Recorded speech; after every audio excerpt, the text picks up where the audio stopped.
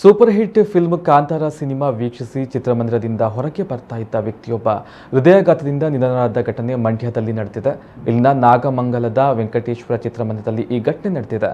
ನಾಗಮಂಗಲ ತಾಲೂಕಿನ ಸಾರೆಮೇಗಲಕೊಪ್ಪ ನಿವಾಸಿ ರಾಜಶೇಖರ್ ಮೃತರಾದಂತಹ ವ್ಯಕ್ತಿಯಾಗಿದ್ದಾರೆ.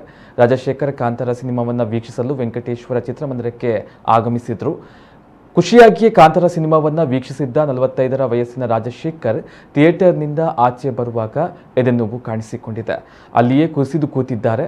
ತೀವ್ರ ಹೃದಯಾಘಾತವಾಗಿ ಅಲ್ಲೇ ನಿಧನರಾಗಿದ್ದಾರೆ. ಈ ಕುರಿತಂತೆ ನಾಗಮಂಗಲ ಪಟ್ಟಣ ಪೊಲೀಸ್ ಠಾಣಾ ವ್ಯಾಪ್ತಿಯಲ್ಲಿ ಪ್ರಕರಣ ದಾಖಲಾಗಿದೆ. ರಾಜಶೇಖರ್ ಸಾವಿನ ಸುದ್ದಿ ತಿಳಿತಾ ಇದ್ದಂತೆಯೇ ಕುಟುಂಬದವರ ಆಕ್ರಂದನ ಮುಗಿಲು ಮುಟ್ಟಿದೆ.